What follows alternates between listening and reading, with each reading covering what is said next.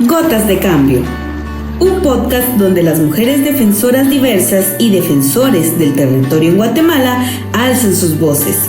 Una iniciativa de Ceiba, con el apoyo de la Agencia de Cooperación Vasca Lago Nartean. Descubre cómo exigen sus derechos desde la perspectiva de un buen vivir y el empoderamiento comunitario, porque todos podemos ser gotas de cambio.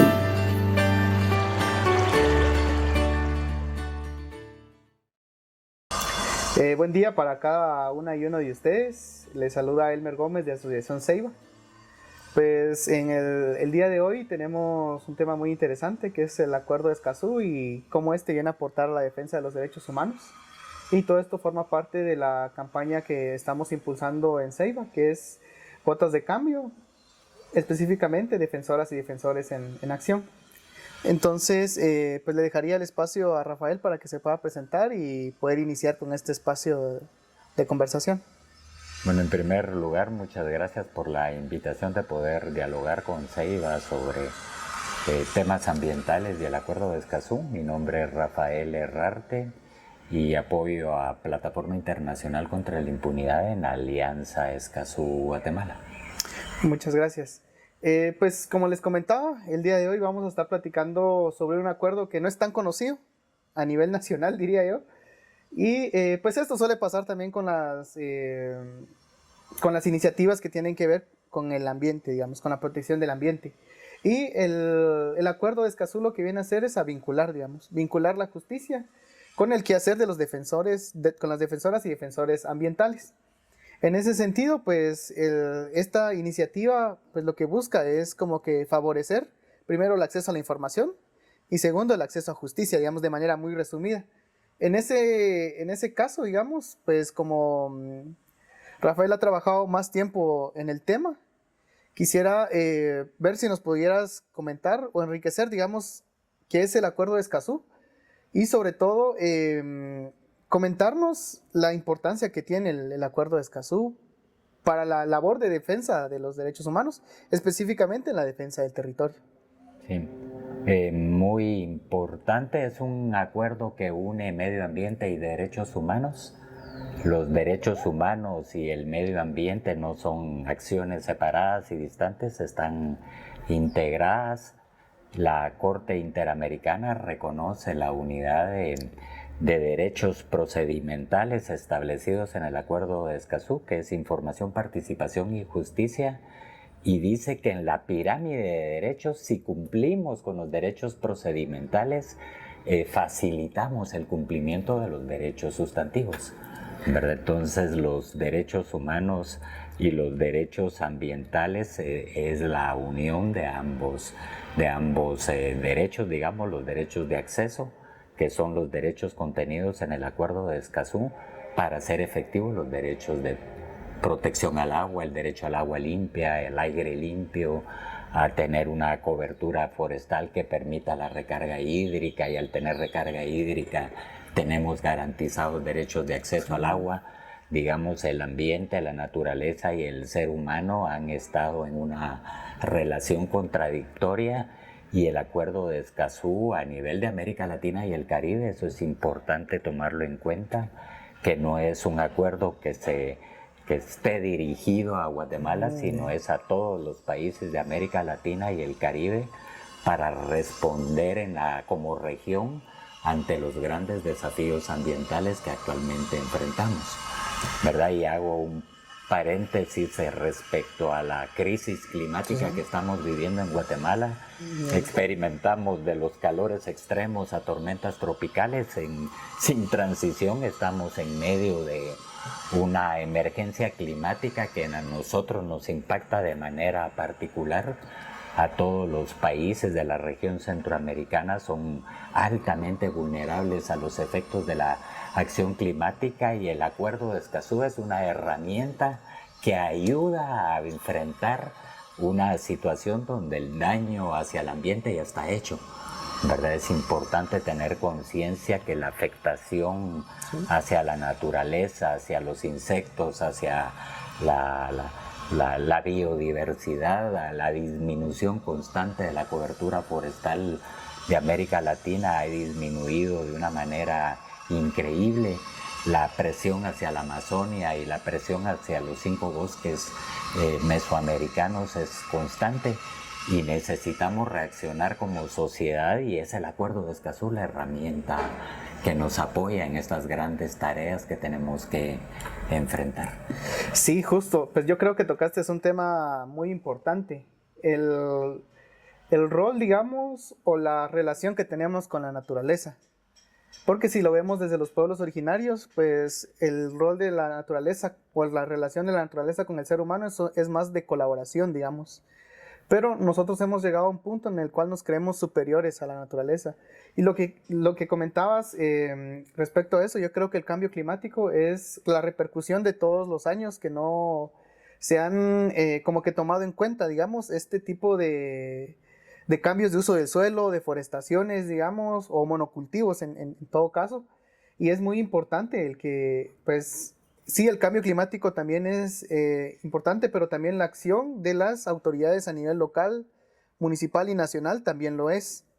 Porque pongamos el estado de las carreteras, digamos, a nivel nacional, pues no es tan bueno, digamos. Y después cuando vienen estas grandes lluvias, solo vienen a empeorar esta situación. Entonces, también darle ese rol, digamos, o esa responsabilidad también a las instituciones del Estado que están encargadas como que de ver y procurar que estas acciones, digamos, o estos delitos contra el ambiente no sigan sucediendo. Y en eso, digamos, queríamos platicar sobre los mitos, digamos, y verdades que se manejan en torno al acuerdo. Un mito, pues, es que, por ejemplo, ahorita ya hay 16 países que lo han firmado. Creo que Dominica fue el último que lo firmó. Pero también hay un mito, ¿va? De que solo países subdesarrollados lo han firmado. Pero también tenemos el caso de México, y tal vez nos puedes comentar que otros países, digamos, han firmado esto. Y también comentarnos, ¿va? Los beneficios que tendría para nosotros como Guatemala el poder ratificarlo, porque ya se firmó. En el gobierno, si mal no estoy, de Jimmy Morales fue que se firmó. Ya llevamos en el de Yamatei, pues no vieron mayores avances. Y en el actual gobierno que estamos ahora, pues está esa ventana de oportunidad, digamos, como que se tiene esa apertura para poder presentar algunas iniciativas. Pero te dejaría el espacio también a vos para que nos comentes algo al respecto. Sí, bueno, en relación al mito, es que el acuerdo de Escazú es un elemento que va a disparar la conflictividad, ¿verdad? Pues el darle información y propiciar la participación por algunos sectores, hay que mencionarlo, del sector privado, lo ven como abrirle la puerta a la confrontación, ¿verdad? Entonces es todo lo contrario. Las empresas y los países que se decantan por los derechos humanos y los derechos de acceso, lo que hacen es lanzar un mensaje muy favorable a sus socios comerciales de estar haciendo las cosas de manera adecuada, en consenso, respetando la voluntad de las comunidades en la toma de decisiones sobre asuntos que son de su importancia, ¿verdad? Sí, tal vez justo en eso, digamos, en el área de Huehuetenango, lo que se hizo fue hacer consultas comunitarias cuando ya estaban las minerías, digamos, o las licencias mineras. Entonces, se puede ver que el Estado ya promueve algunas formas de consulta, digamos, de las comunidades, pero también está la ley de acceso a la información.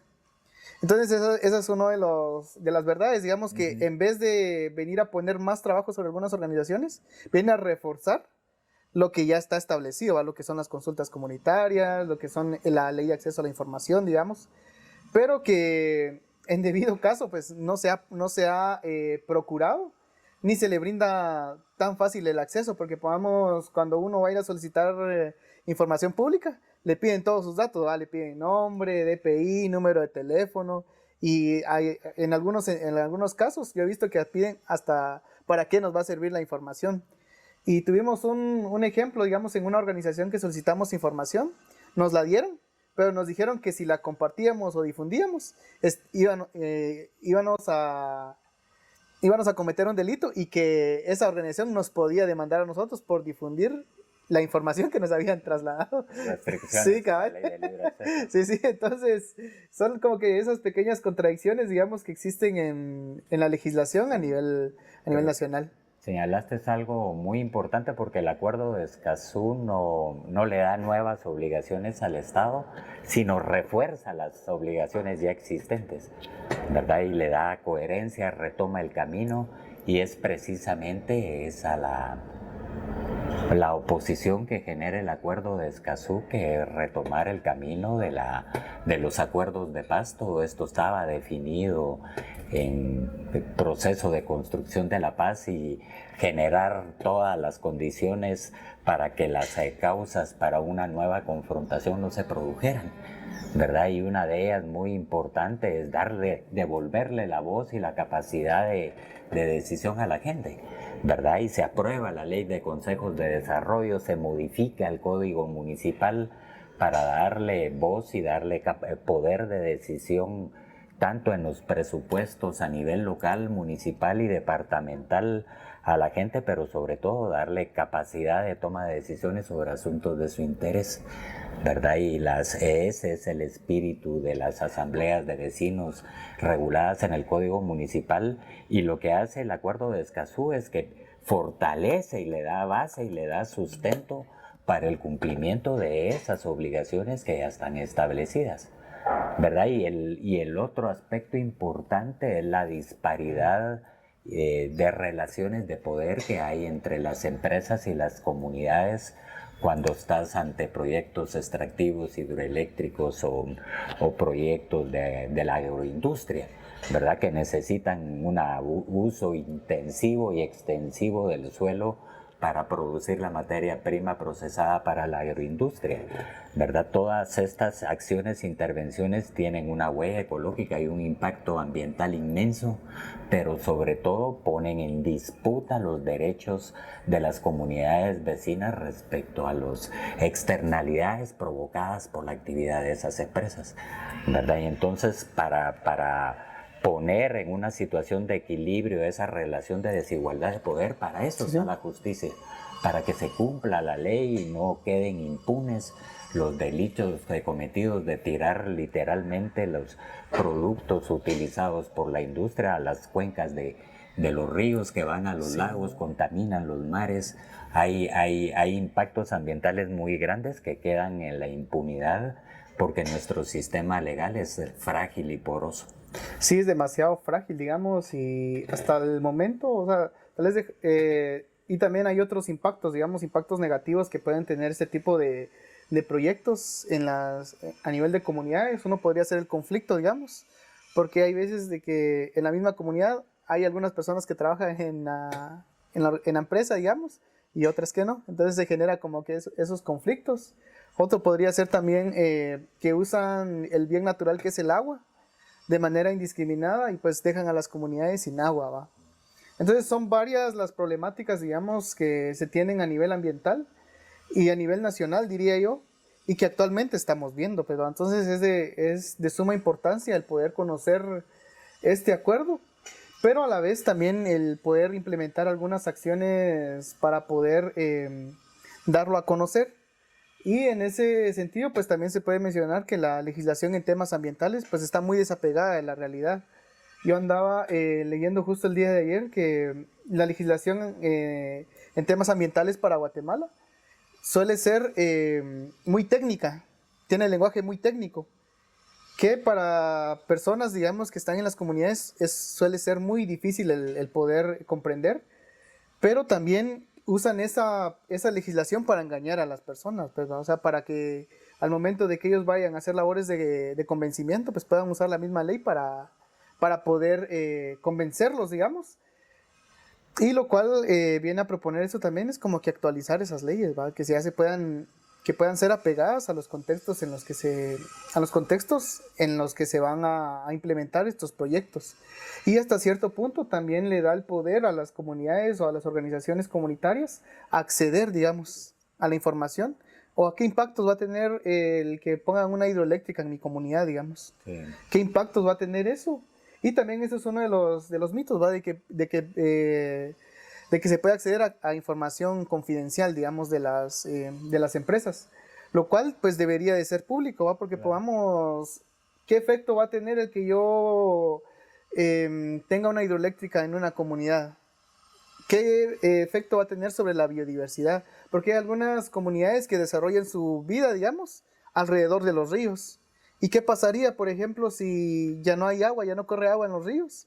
Pues prácticamente la vida de las comunidades se ve afectada, pues, ¿va? Y la Sí, sí. biodiversidad también, ¿verdad? Pensemos que en los ríos son el hábitat de los peces.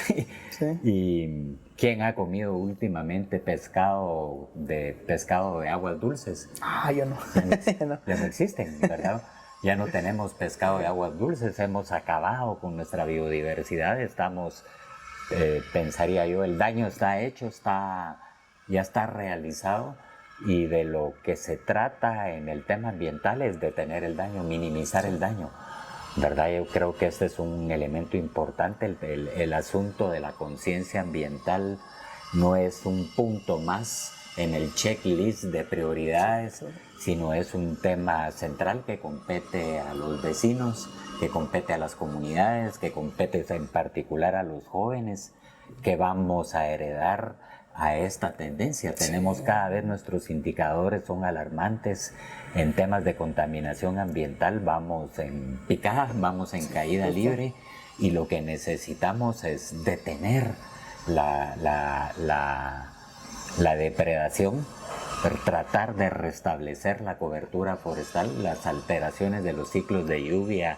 están determinados por la existencia de los bosques. Sabemos que los bosques atrapan carbono, ¿verdad? Se puede medir el carbono capturado por los bosques. Cuando un bosque tiene esa gran contribución, le está dando un gran apoyo a la humanidad, ¿verdad? Porque si algo necesita la humanidad para evitar el calentamiento global es atrapar la mayor cantidad de carbono posible, pero al mismo tiempo tiene un efecto inmediato para los que viven en torno al bosque, porque van a tener fuentes de agua robustas, ¿verdad? El ciclo y la relación con la naturaleza y el ser humano, como bien lo dijiste, Occidente lo cortó. Este capitalismo depredador ha cortado esa relación amigable que los pueblos originarios han tenido con el ambiente, y de lo que buscamos es un cambio de paradigma, ¿verdad? Y estamos reaccionando muy tarde, porque igualmente los indicadores relacionados con cambio climático, que han llevado a 196 estados del mundo a establecer declaraciones relacionadas con el cambio climático, como el Acuerdo de París, están sumamente preocupados por el nivel y la tendencia que se está teniendo en aumento de la temperatura global del planeta, y no hay manera de detenerlo.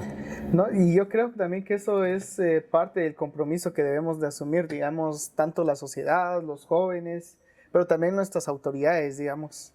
Porque, por ejemplo, podemos tocar un tema ahora que es un tema actual, que es lo de las plantas de tratamiento de aguas residuales de las municipalidades, que el Ministerio de Medio Ambiente dijo que no les iba a aplazar más, digamos. Pero luego vemos una acción de inconstitucionalidad donde dicen de que no tienen presupuesto para poder construirlas, digamos. Entonces también se ve eso, de que el medio ambiente para las autoridades pues es uno de los últimos puntos que deben de tocar, pero también está el papel que podemos hacer nosotros, y las acciones de incidencia para poder colocar estos temas ya en las agendas municipales y a nivel nacional. En ese sentido, pues quisiera preguntarte, digamos, en base a lo que has visto, ¿qué es lo que podemos hacer, digamos, para dar a conocer este acuerdo, ya sea en nuestras comunidades o con nuestra familia? ¿Qué acciones podrías como que recomendarnos, digamos, a nosotros y a los que están bien, y a los que nos están viendo? ¿Qué podemos hacer, digamos? O sea, esa es la pregunta, ¿verdad? ¿Qué podemos hacer para dar a conocer esto? Porque digamos que si yo vengo escuchando el Acuerdo de Escazú desde hace unos tres años, digamos, pero ya preguntando a unas comunidades del área de Huehuetenango, desconocen el tema. Y si ellos desconocen el tema, me imagino que a nivel municipal con los alcaldes es lo mismo, pues. Entonces puede que este fenómeno se vea en otros lugares, pero quisiera consultarte esto. Bueno, es importante tomar en cuenta que el acuerdo de Escazú da la fórmula, ¿verdad? Cuando vamos a actuar en una política pública, pues, ya sea de educación, ya sea de salud, ya sea de medio ambiente, son políticas públicas que requieren información, requieren participación y requieren justicia, ¿verdad? Una justicia fortalecida es una fórmula.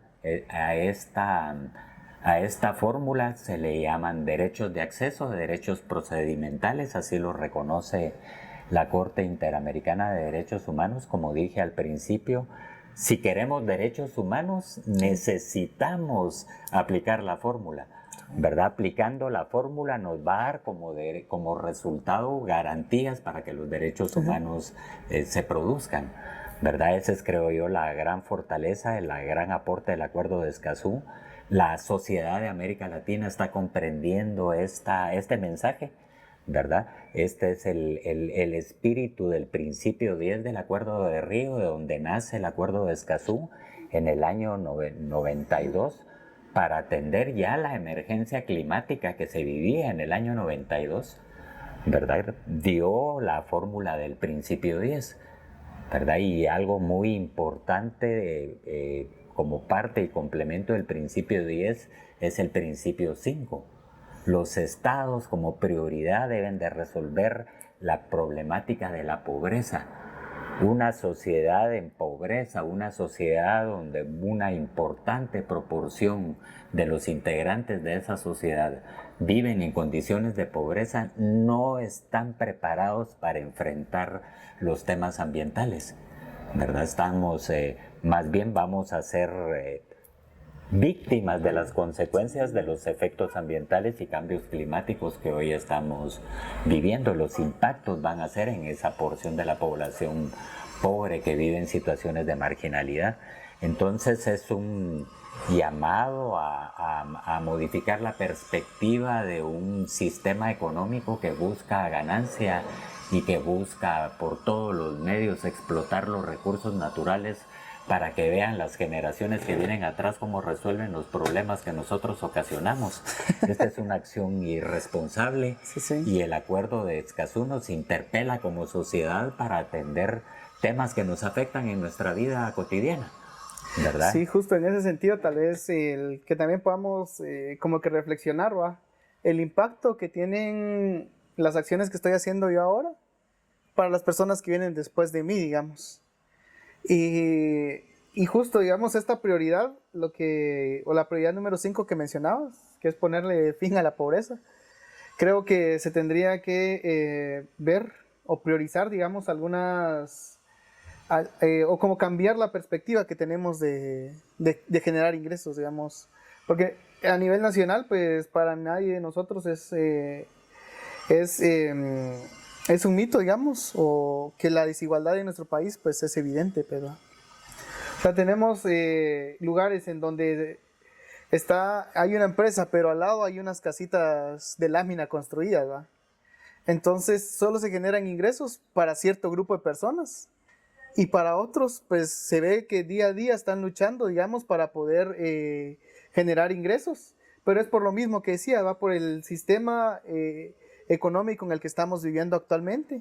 Entonces tal vez una de las cuestiones que podríamos hacer es repensar en qué modelos económicos pueden funcionar y qué modelo económico estaba antes de que estas empresas vinieran a nuestro país o comunidades, ¿verdad? Y algo muy importante es la concepción que tengamos del territorio, ¿verdad? Y regularmente cuando pensamos en el territorio pensamos en el espacio inmediato donde habito, pero cuando lo vemos en sentido amplio, en sentido macro, nuestro territorio es el territorio centroamericano que va de Mesoamérica hasta el Darién de Panamá, ¿verdad? Este territorio es reconocido como el territorio puente, el corredor biológico, así es reconocido internacionalmente.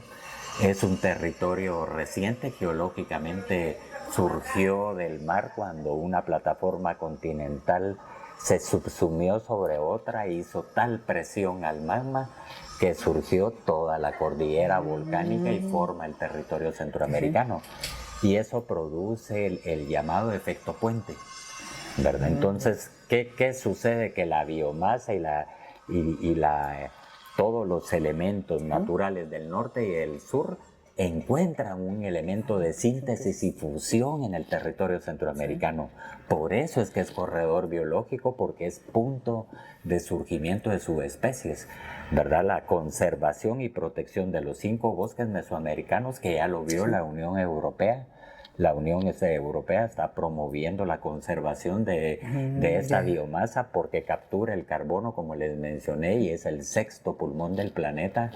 Para nosotros, la defensa del territorio la tenemos que ver en esa amplitud de la riqueza biológica e incluso de especies no catalogadas, no reconocidas, que hay en este territorio centroamericano. Sobre todo reconocer la importancia, digamos, que tenemos nosotros, como le decía, va como un puente, donde pasan especies, digamos, de animales específicamente, de un lado hacia otro. Pero también hay algunas especies que se quedan viviendo acá, les gusta el clima y se quedan viviendo acá. Pero también está eso, al que no hemos propiciado nosotros el poder cuidar estas áreas verdes, digamos. Caso contrario, pues, por ejemplo, en el área de Totonicapán, donde siguen conservando parte de su área forestal. Y sobre todo también algo que me llamó la atención de lo que comentaste fue lo de la concepción que tenemos de territorio, ¿va? O sea, porque nosotros estamos acostumbrados a ver fronteras por todos lados, o barreras, digamos.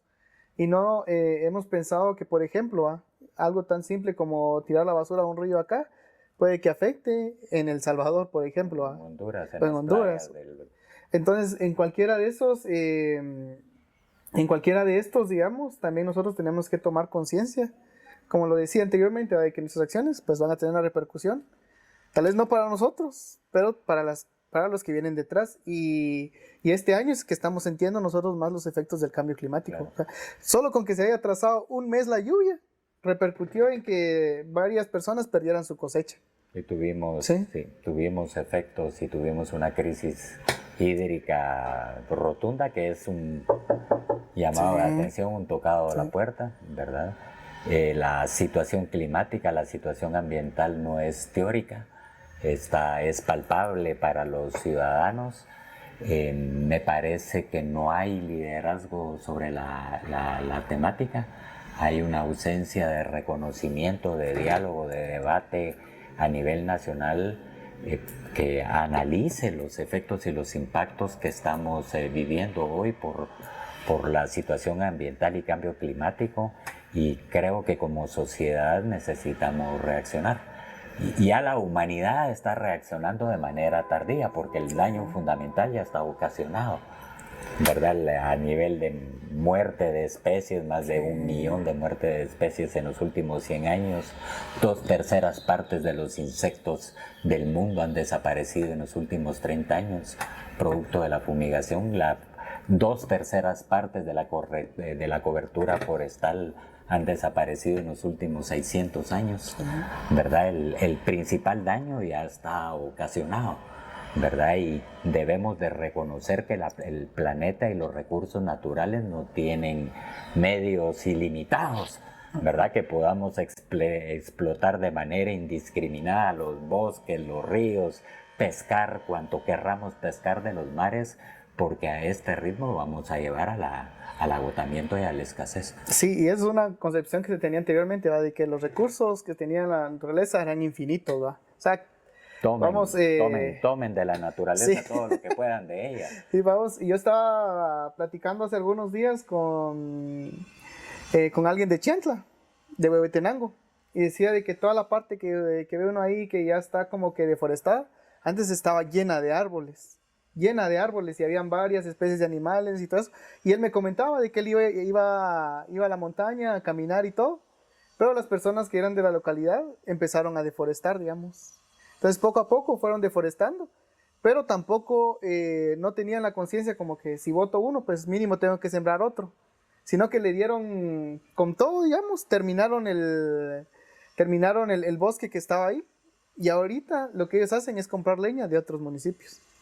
O sea, cosa que no hubiera sido así si ellos hubieran pensado en que los recursos que se tenían de manera sostenible, eso hay, y viendo de que pues los recursos alguna vez se iban a acabar, pero justo vamos a eso, de que hay veces que solo pensamos en el tiempo que estamos nosotros, pero ya los que vienen detrás, pues ya que vean cómo se las arreglan.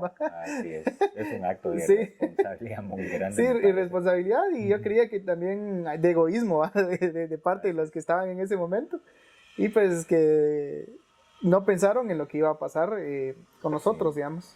Entonces, digamos que eso es lo que podríamos hacer, crear conciencia, digamos, y el informar sobre qué es el acuerdo en nuestras distintas comunidades, municipios, y sobre todo promocionarlo, digamos, darlo a conocer. Y en esos espacios políticos, importante hablarlo con las autoridades municipales, con los consejos de desarrollo, que la comunidad y las poblaciones están demandando una gobernanza ambiental adecuada. ¿Cómo vamos a gobernar el tema del agua? ¿Qué decisiones vamos a tomar respecto al agua, a las fuentes de agua? ¿Verdad? Este es un tema, bueno, el agua que nosotros utilizamos y van a los vertederos, ¿qué va a pasar con ella? ¿Qué prioridad tiene el tema del tratamiento de las fuentes de agua? Como hablaba sobre el tema de las plantas de tratamiento, creo que es un llamado para que las municipalidades y los consejos de desarrollo retomen su papel, que aborden los temas esenciales que hoy están aquejando la situación de la población, y para eso sirve el Acuerdo de Escazú, ¿verdad? Es gobernanza ambiental para asuntos relacionados con el bosque, el agua, y los recursos naturales y cualquier política pública, ¿verdad? Esto es muy importante tomarlo en cuenta. Y otro tema que me quería referir es la contradicción que tiene nuestro sistema administrativo y leyes, porque ponemos la carreta delante de los bueyes. Y de lo que se trata es poner los bueyes para que los bueyes jalen la carreta, y hacemos las consultas respecto a las evaluaciones de impacto ambiental después de aprobados los proyectos, cuando condición para aprobar un proyecto son los procesos de consulta. ¿Verdad? Creo que esto es un elemento clave. Creo que en el nuevo gobierno hay voluntad política, hay una ministra que comprende la problemática, que está muy bien intencionada. Me parece que hay que apoyarla respecto a todas las gestiones para enderezar los mecanismos de evaluación de impacto ambiental, para detener el deterioro que las empresas y inversionistas privados están teniendo respecto al medio ambiente. Sí, justo, porque hasta el momento hemos como que comentado, hay platicado sobre qué es, algunos mitos y verdades, digamos, y qué es lo que podemos hacer nosotros para poder dar a conocer este acuerdo. Pero ahora yo tengo la inquietud, digamos, de cuál es el estado del acuerdo a nivel nacional, porque solo se ha firmado, más no ratificado, pero según sé hay todo un proceso para poder ratificarlo. Entonces, ¿nos puedes explicar cuál es ese proceso, digamos, para poder ratificarlo? Y sobre todo comentarnos en qué punto estamos ahora. Bueno, es importante partir que Guatemala es país signatario. Eso significa que firmó en el año 2018. El hecho de ser un país signatario, Guatemala ya puede cumplir de buena fe el contenido del Acuerdo de Escazú, ¿verdad? Este es un tema abordado en ACOP, que los países que no han ratificado pero que sí firmaron, como es el caso de Guatemala, pueden cumplir con el contenido del Acuerdo de Escazú de buena fe. Esto es un llamado para que la aplicación y el cumplimiento del contenido del Acuerdo de Escazú con este gobierno, que tiene manifiesta buena voluntad con el Acuerdo de Escazú, no necesita ratificar para empezar con la etapa de cumplimiento. Es que yo pensé que primero se tenía que ratificar y después ya empezar a... Que termina siendo una trampa, porque los derechos de acceso, como son claves para cumplir con los derechos sustantivos, no pueden esperar al proceso de ratificación. Entonces este es un tema muy interesante que se ha estado abordando, que los estados pueden desde ya, por producto de la buena fe, cumplir con el contenido del Acuerdo de Escazú, ¿verdad? El estado de situación, el acuerdo, por ser un tratado internacional de derechos humanos, se encuentra en la Dirección de Tratados del Ministerio de Relaciones Exteriores. de la Dirección de Tratados del Ministerio de Relaciones Exteriores tiene que pasar a la Comisión de Relaciones Exteriores del Congreso para que entre en agenda y ya se inicie el proceso de ratificación. Pero digamos, para decirlo en términos coloquiales, la pelota está en el Ministerio de Relaciones Exteriores. ¿Verdad? Lo que entendemos y sabemos que las nuevas autoridades de gobierno, el presidente Arévalo ha expresado interés por promover y ratificar el Acuerdo de Escazú, de sumarse a convenios ambientales a nivel de la región de América Latina y el Caribe, y hace alusión al Acuerdo de Escazú de apoyar este proceso de ratificación.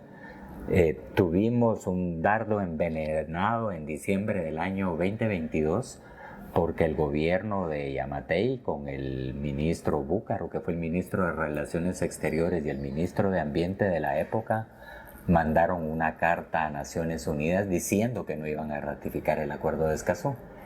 Y lo que planteaban en la nota es que cuando Naciones Unidas hiciera una actualización del listado de países que ya ratificaron el acuerdo, que señalaran en ese listado que Guatemala se desdecía y que no firmaba el Acuerdo de Escazú, a pesar de haberlo firmado en el año 2018.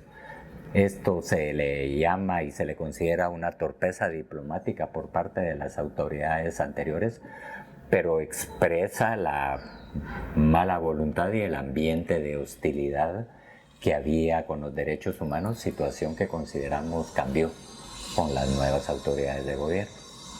¿Verdad? Entonces se espera que esta comisión multiinstitucional que está siendo convocada para que el Ministerio de Relaciones Exteriores traslade el Acuerdo de Escazú al Congreso de la República, emita dictámenes favorables y se haga manifiesto la voluntad del gobierno en dos sentidos. Uno, en retirar la Carta de Naciones Unidas, y dos, de presentar el tratado internacional relacionado con el Acuerdo de Escazú al Congreso de la República. Muchas gracias, Rafael. Considero que todo lo que hemos platicado hasta el momento, pues digamos que hay algunas cuestiones que habría que resaltar, digamos. Primero es estar informados, después participar y ya después buscar la justicia, digamos.